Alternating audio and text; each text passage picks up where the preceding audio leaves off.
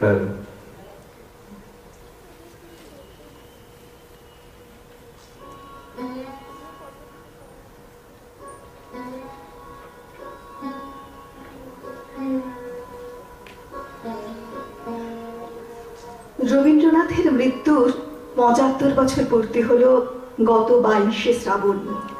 কিন্তু তিনি শোক সভা পছন্দ করতেন না, স্বীকার করতেন না মৃত্যুর কাছে জীবনের পরাজয়। তার সেই অস্বীকারের প্রকাশ শুধু তার কবিতায়, গানে নয়, তার জীবন চর্চায়, প্রতিদিনের আলাপচারিতায়।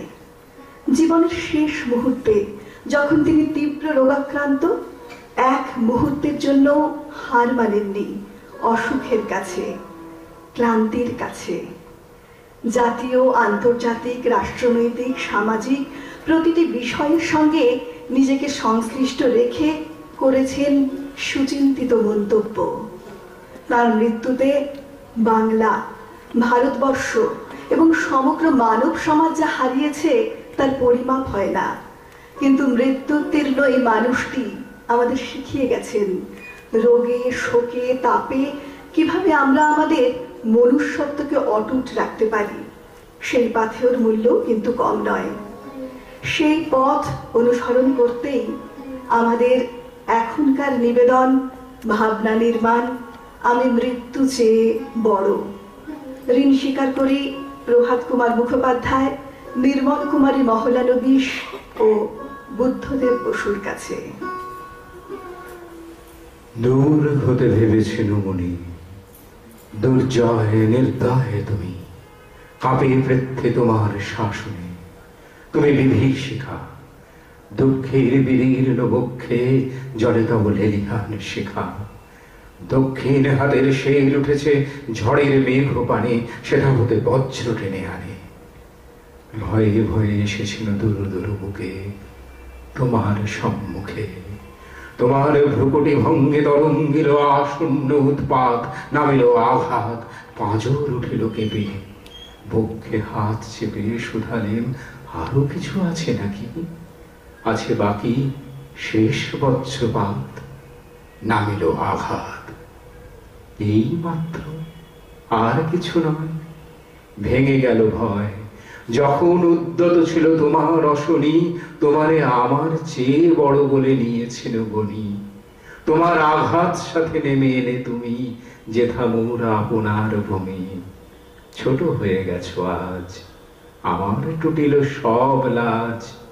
যত বড় হও তুমি তো মৃত্যুর চেয়ে বড় নও। আমি মৃত্যু চেয়ে বড়, এই শেষ কথা বলে যাব আমি চলে। বুধবার শান্তিনিকেতন আশ্রমের পবিত্র দিন।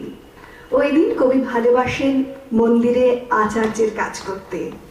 মৃত্যুর ঠিক 1 বছর আগে 1940-এর 7ই আগস্ট ছিল বুধবার।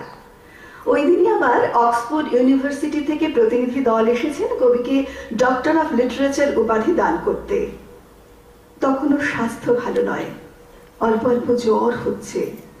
শরীর আরো খারাপ হবার আশঙ্কা করে অনেকে বললেন, দুপুরে সিংহ সদনে উপাধি নিতে যখন যেতেই হবে, তখন আজ সকালে মন্দিরের কাজ বরং অন্য কেউ করুক। তিনি বললেন, মন্দিরের কাজটা আমার সমস্ত আশ্রমের অন্তরের জিনিস। বিদেশি অতিথি যারা এসেছেন তারা এই জিনিসটা দেখে না গেলে এখানকার সত্য রূপটিই দেখতে পাবেন না। আমাকে তোরা সবসময় কষ্ট হবে, ক্লান্তি হবে বলে ছোট করে দেখিস নে।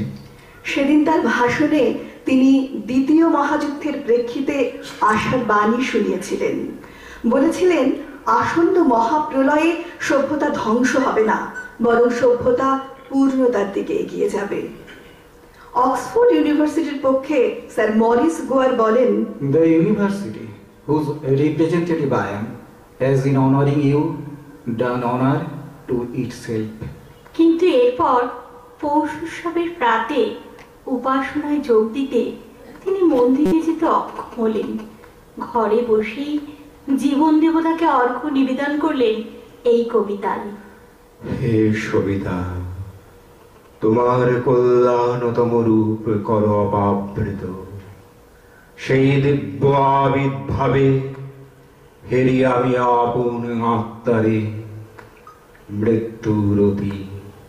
কবি শেষ অসুস্থতার সময় সেবা কার্যে নিযুক্তদের অন্যতম সুধাকান্ত লিখেছেন, রোগের নিদারুণ যন্ত্রণায় রোগী কাতরতা প্রকাশ করে, এইটাই স্বাভাবিক নিয়ম। কিন্তু রোগকাতর রবীন্দ্রনাথের ক্ষেত্রে আমরা যা লক্ষ্য করলাম তাই সাধারণ নিয়মের বহির্ভূত ব্যাপার। যন্ত্রণাকে অবিচলভাবে উপেক্ষা করবার অসাধারণত্ব দেখিয়েছেন রবীন্দ্রনাথ। যারা তার সেবা কার্যে নিযুক্ত থাকেন তাদের চিত্ত বিনোদন করেন তিনি নানা রকম হাস্য পরিহাস দিয়ে। নিজের যন্ত্রণাকে উপেক্ষা করবার উপায়ও হয়তো তাই। বিমর্ষতার চর্চা করা রবীন্দ্রনাথের প্রকৃতি বিরুদ্ধ।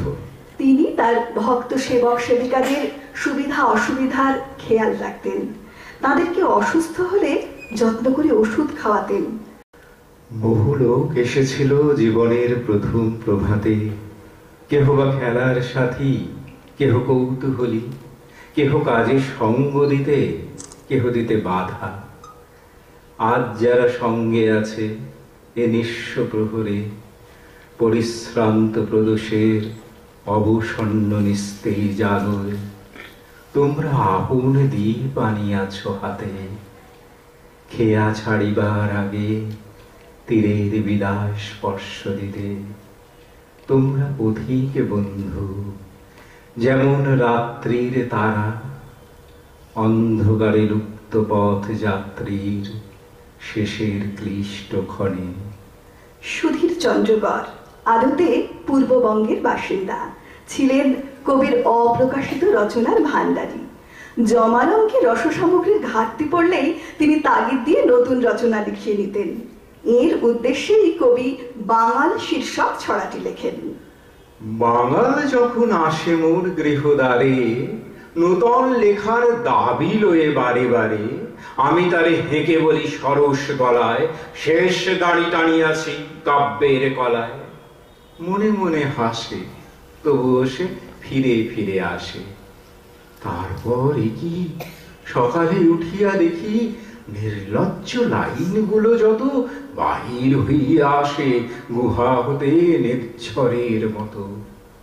পশ্চিমবঙ্গের কবি দেখিলাম মোর বাঙালির মতো নেই জেদের অপ্রতিহত জোর। রোগশয্যায় দিন যায়, কখনো কেদারায়, কখনো বিছানায়। কবি ঠাট্টা করে বলেন, আমার জীবনের প্রথম পালা কল্যাণ রাগে, তখন সুস্থ শরীরে চলাফেরা চলত। দ্বিতীয় পালা এই কেদারা রাগিনীতে অচল ঠাঁটে বাঁধা। এরই মধ্যে চলে বিচিত্র সাহিত্য সৃষ্টি, কোনোটা গম্ভীর, কোনোটা লঘু, কোনোটা গদ্য, কোনোটা পদ্য। লেখা হতে থাকে আরোগ্য, যোগসজ্জায়, গল্প স্বল্প, জন্মদিনে, ল্যাবরেটরি। জীবনের সন্ধ্যায় কত কথা মনে পড়ে, তবু মনে হয় বিপুল আয়ে পৃথিবীর কতটুকু জানি। আমার কবিতা জানি আমি, গেলেও বিচিত্র পথে, হয় নাই সর্বত্রগামী। কৃষাণের জীবনের শরিক যে জন, কর্মে ও কথায় সত্য আত্মীয়তা করেছে অর্জন, যে আছে মাটির কাছাকাছি, সে কবির বাণী লাগি কান পেতে আছি। কবির ভাবনা কোন গভীর থেকে গভীরতরকে ছুটে যাচ্ছে তার পরিচয় আছে এই সময়ের কবিতায়। এ আবির আবরণ সহজে স্খলিত হয়ে যাক, চৈতন্যের শুভ্র জ্যোতি ভেদ করি কুহেলিকা, সত্যের অমৃত রূপ করুক প্রকাশ। সর্বমানুষের মাঝে এক চির মানবের আনন্দ কিরণ, চিত্তে মোর হোক বিকিরিত। আবার নিজের অসুস্থতাকে নিয়ে চিঠিতে করেছেন হালকা রসিকতা। হে মায়ের জাতীয় মহিলা, বাবার জাতের অধঃপতন হতে হতে যখন সে শিশুর জাতে এসে ঠেকে, তখন তার বড় দুর্গতি। হাত খালাস করার জন্য মহাজন তাকে রিডিউসড প্রাইস সেলে চড়িয়ে দেন।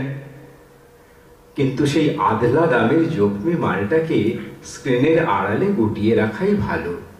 বুঝতে পারছি দোকানের মালিক তাকে সরিয়ে ফেলবার হুকুম দিয়েছেন, তার প্যাকেটটার বাঁধনগুলো খুলে ফেলা চলবে। অতএব সেলাম, যদি পারো তবে সেই কবিকে মনে করো যে একদিন গিয়েছিল বসন্ত জাগ্রত দ্বারে। আজ তার ভাঙা গলায় আওয়াজ বেরোচ্ছে না। ইতি তোমাদের সস্তা দামের রবি ঠাকুর। 1941-এর মে মাসে বুদ্ধদেব বসু সপরিবারে শান্তিনিকেতনে গিয়েছিলেন। সেখানে কবিগুরু সম্পর্কে তিনি লিখেছেন, কে বলবে তাকে দেখে যে তার অসুখ? কণ্ঠস্বর ঈষৎ ক্ষীণ, মাঝে মধ্যে একটু থামেন, কিন্তু কথার জন্য কখনো হাত এড়াতে হয় না। ঠিক জায়গায় ঠিক কথাটি আপনি মুখে এসে বসে। সেদিন 1 ঘন্টার উপর প্রায় অনর্গল কথা বললেন। সাহিত্য, সঙ্গীত, চিত্রকলা, জীবন দর্শন, হাস্য পরিহাস মেশানো এক আশ্চর্য অবিশ্বাস্য ঝর্ণায় নেই উঠল। এই অসুখ ভাবা যায় না। এই প্রদীপ্ত মনীষা, জীবনের ছোটখাটো সমস্ত ব্যাপারে এই জ্বলন্ত উৎসাহ, ভাষার উপর এই রাজকীয় কর্তৃত্ব, এর সঙ্গে কোন রকম রোগ কি বৈকল্যকে সংশ্লিষ্ট করতে মন একেবারেই বিমুখ হয়। অথচ সত্যি তিনি অসুস্থ, অত্যন্ত অসুস্থ। তার রোগ যন্ত্রণা যেমন ছোটখাটো বিরক্তিকর আনুষঙ্গিকও কম নয়, কিন্তু রবীন্দ্রনাথের ব্যক্তি স্বরূপের এতটুকু বিকৃতি কোথাও হয়নি। তার মুখে সব কথাই আছে, রোগের কথা একটিও নেই। এতটুকু শৈথিল্য নেই আচরণে, কি চিন্তায়, কি ব্যবহারে। তার কথা যেন বর্ণাঢ্য গীতির স্বর, যেন গীত ধ্বনিত ইন্দ্রধনু। জীবনের শেষ জন্মোৎসবে তার ভাষণ ছিল সভ্যতার সংকট। তিনি ভবিষ্যৎ দ্রষ্টার চোখে বললেন, ভাগ্যচক্রের পরিবর্তনের দ্বারা ইংরেজকে একদিন না একদিন এই ভারত সাম্রাজ্য ত্যাগ করে যেতে হবে। কিন্তু কোন ভারতবর্ষকে সে পিছনে ত্যাগ করে যাবে? কি লক্ষ্মী ছাড়া দীনতার আবর্জনাকে? একাধিক শতাব্দীর শাসনধারা যখন শুষ্ক হয়ে যাবে, তখন এই বিস্তীর্ণ পঙ্কসজ্জা দুর্বিষহ নিষ্ফলতাকে বহন করতে থাকবে। জীবনের প্রথম আরম্ভে সমস্ত মন থেকে বিশ্বাস করেছিলাম ইউরোপের অন্তরের সম্পদ এই সভ্যতার দানকে। আর আজ আমার বিদায়ের দিনে সে বিশ্বাস একেবারে দেউলিয়া হয়ে গেল। আজ আশা করে আছি পরিত্রাণকর্তার জন্মদিন আসছে আমাদের এই দারিদ্র লাঞ্ছিত কুটিরের মধ্যে। অপেক্ষা করে থাকবো সভ্যতার দৈব বাণী সে নিয়ে আসবে। মানুষের চরম আশ্বাসের কথা মানুষকে এসে শোনাবে এই পূর্ব দিগন্ত থেকেই। আজ বাড়ির দিকে যাত্রা করেছি, পিছনের ঘাটে কি দেখে এলুম, কি রেখে এলুম, ইতিহাসের কি অকিঞ্চিতকর উচ্ছিষ্ট, সভ্যতা অভিমানের পরিকীর্ণ ভগ্ন স্তূপ। কিন্তু মানুষের প্রতি বিশ্বাস হারানো পাপ। সে বিশ্বাস শেষ পর্যন্ত রক্ষা করব। আশা করব মহাপ্রলয়ের পরে বৈরাগ্যের মেঘমুক্ত আকাশে ইতিহাসের একটি নির্মল আত্মপ্রকাশ হয়তো আরম্ভ হবে এই পূর্বাচলের সূর্যোদয়ের দিগন্ত থেকেই। আর একদিন অপরাজিত মানুষ নিজের জয়যাত্রার অভিযানে সকল বাধা অতিক্রম করে অগ্রসর হবে তার মহৎ মর্যাদা ফিরে পাবার পথে। মনুষ্যত্বের অন্তহীন প্রতিকারহীন পরাভবকে চরম বলে বিশ্বাস করাকে আমি অপরাধ মনে করি। ক্ষুব্ধ যারা, লুব্ধ যারা, মাংসগন্ধে মুগ্ধ যারা, একান্ত আত্মার দৃষ্টিহারা, শ্মশানের প্রান্ত চর, আবর্জনা কুণ্ড তব ঘেরি, বিভৎস চিৎকারে তারা রাত্রি দিন করে ফেরাফেরি, নির্লজ্জ হিংসায় করে হানাহানি। শুনি তাই আজি মানুষ জন্তুর হুঙ্কার, দিকে দিকে উঠে বাজি, তবু যেন হেসে যায় যেমন হেসেছি বারে বারে। পণ্ডিতের মূঢ়তায়, ধনীর দৈন্যের অত্যাচারে, সজ্জিতের রূপের বিদ্রুপে, মানুষের দেবতারে ব্যঙ্গ করে যে অবদেবতা বর্বর মুখ বেকারে, তাদের হাস্য হেরে যাব, বলে যাব এ প্রহসনের মধ্য অঙ্কে অকস্মাৎ হবে রূপ দুষ্ট স্বপনে, নাট্যের কবর রূপে বাকি শুধু রবে ভস্য রাশি, দগ্ধ শেষ মশালের আর অদৃষ্টের অট্টহাসি। বলে যাব দূতচ্ছলে দানবের মূঢ় অপব্যয়, গ্রন্থিতে পারে না কভু ইতিবৃত্তে শাশ্বত অধ্যায়। ভারতীয়রা স্বেচ্ছায় দ্বিতীয় বিশ্বযুদ্ধে ইংরেজদের পক্ষে যুদ্ধক্ষেত্রে না যাওয়ায় মিসেস র্যাদবোন ভারতীয়দের নিন্দা করে এক খোলা চিঠি লেখেন। তার প্রবল প্রতিবাদ করে অসুস্থ রবীন্দ্রনাথ এক দীর্ঘ পত্র প্রকাশ করেন 5ই জুন 1941। তিনি ঘনিষ্ঠদের কাছে বললেন, এরা সভ্যজাত। আজ 200 বছরের সিভিলাইজড রাজ্য শাসনের ফলে দেশে না আছে অন্ন, না আছে বস্ত্র, না আছে শিক্ষা, এমনকি একটুখানি তৃষ্ণার জল তাও আমরা পাইনি। কিন্তু পেয়েছি শুধু ল অ্যান্ড অর্ডার আর এই রাজবনের মতো ইংরেজের দাম্ভিক মন্তব্য। এই যে কাটা ঘায়ে নুনের ছিটে, এ সহ্য করবো কি করে? তোমরা তো দেখোনি, কিন্তু আমি দেখেছি এদেশের গ্রামে গ্রামে মানুষের জলের জন্য কি কষ্ট। জমিদারিতে যখন ছিলুম দেখেছি, এমনকি 5 মাইল দূর থেকেও কলসি কাঁখে মেয়েরা আসছে নদীতে 1 কলসি জল নিয়ে যাবে বলে। আমি নিজের চোখে দেখেছি মাটিতে গর্ত খুঁড়ে সেই কাদা গোলা জল মানুষকে গামছা দিয়ে ছেঁকে কলসিতে ভরতে। কি করবো ল অ্যান্ড অর্ডার দিয়ে? তার বদলে যদি দারুণ গ্রীষ্মের দিনে পিপাসায় ছাতি ফেটে মরে যেতে হয়, আগে সবাইকে নির্দোষ খাবারের জল দাও, তারপর কথা বলো। এদের লজ্জা করে না নিজেদের সিভিলাইজড গভর্নমেন্ট বলতে? আমার তো এই জলকষ্টের কথা মনে করলে সমস্ত শরীরের রক্ত গরম হয়ে ওঠে। মনে হয় হাতে যদি বন্দুক থাকে তো দিই একেবারে গরম। উত্তেজনায় আর কথা বলতে পারলেন না, চোখ দিয়ে ঝরঝর করে জল গড়িয়ে পড়ল। খবরের কাগজকে মজা করে বলতেন খবরু। তাতে একমাত্র আগ্রহের বিষয় ছিল যুদ্ধের খবর। অর্থাৎ জার্মানরা কেবলই এগোচ্ছে না রাশিয়ানরা তাদের ঠেকাতে পারছে। হিটলারের অগ্রগতি মানে রবীন্দ্রনাথের মন, জীবন, সাধনা যে আদর্শকে মূল্য দিয়েছে সেসবেরই পরাজয়। যেদিন তেমন খবর থাকতো সেদিন মুখ ভার হয়ে যেত। একদিন বলেন, মানুষকে মানুষ মারছে পশুর মতো, কি ভয়ঙ্কর নির্মমতা। অথচ আশ্চর্য দেখো, একদল মানুষ এইসব দুঃখ কি তীব্রভাবে অনুভব করছে অন্তরে।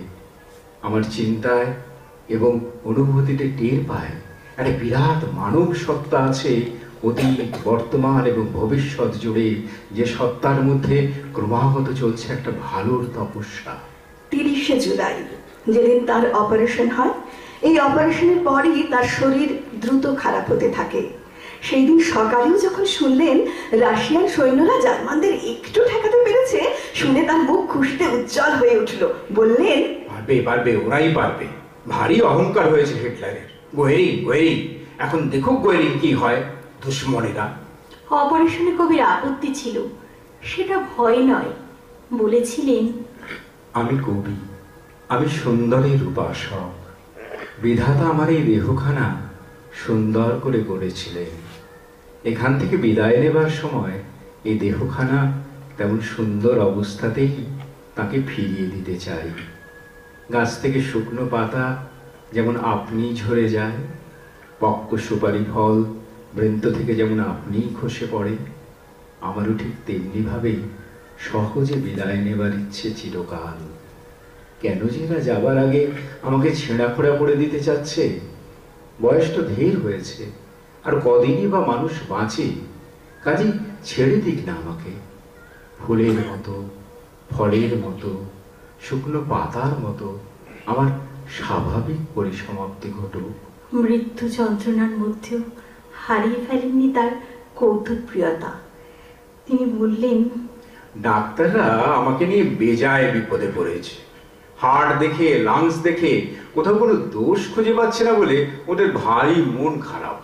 তার প্রিয় নির্মল কুমারী দেবী যখন জিজ্ঞেস করলেন মন খারাপ হবে কেন, এতে ওদের খুশি হবারই কথা।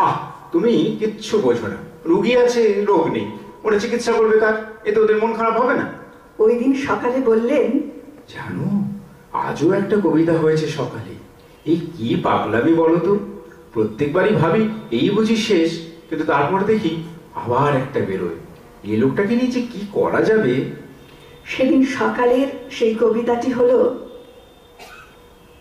প্রথম দিনের সূর্য প্রশ্ন করেছিল সত্তার নূতন আবির্ভাবে, কে তুমি? মেলেনি উত্তর। তার কয়েকদিন আগে বৎসর বৎসর চলে গেল, দিবসের শেষ সূর্য, শেষ প্রশ্ন উচ্চার এলো পশ্চিম সাগর তীরে নিস্তব্ধ সন্ধ্যায়, কে তুমি? পেল না উত্তর। তার কয়েকদিন আগে একটা চিঠিতে লিখেছিলেন: আমার মনে পড়ে বেদের সেই বাণী, কো বেদা, অর্থাৎ কে জানে। যিনি সৃষ্টি করেছেন তিনি কি জানেন, কিংবা জানেন না? এমন সংশয়ের কথা বোধহয় জগতের কোনো শাস্ত্রে প্রকাশ হয়নি যে যার সৃষ্টি তিনি আপন সৃষ্টিকে জানেন না। সৃষ্টি তাকে বহন করে নিয়ে চলে। আসল কথা, চরম প্রশ্নের কোনো উত্তর নেই। 22শে শ্রাবণ দ্বীপ্রহরে যখন তার চেতনা সম্পূর্ণরূপে আচ্ছন্ন, তখনও এক প্রত্যক্ষদর্শীর কথায় ঠিক শেষ মুহূর্তের আগে ডান হাতখানা কাঁপতে কাঁপতে উপরে তুলে কপালে ঠেকাতেই হাত পড়ে গেল। মৃত্যুর সিংহদুয়ারে ঠেলবার আগে এই জীবনের অধিদেবতাকে তিনি দিনান্তের প্রণাম জানালেন। সঙ্গ যবে হবে ধরার পালা, যেন আমার গানের শেষে থামতে পারি সমে এসে, 6টি ঋতুর ফুলে ফলে ভরতে পারি ডালা। এই জীবনের আলোকেতে পারি তোমায় দেখে যেতে, পরিয়ে যেতে পারি তোমায় আমার গলার মালা। সাঙ্গ যবে হবে ধরার পালা। তারই ভাষায় তাকে বলি: তোমার কীর্তির চেয়ে তুমি যে মহৎ, তাই তব জীবনের রথ পশ্চাতে ফেলিয়া যায় কীর্তিরে তোমার।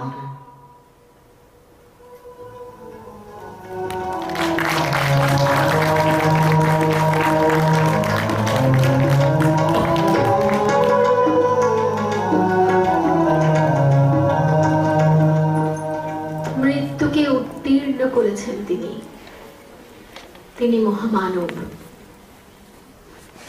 আমি মৃত্যু চেয়ে বড়, শিশিরের শব্দ আজকের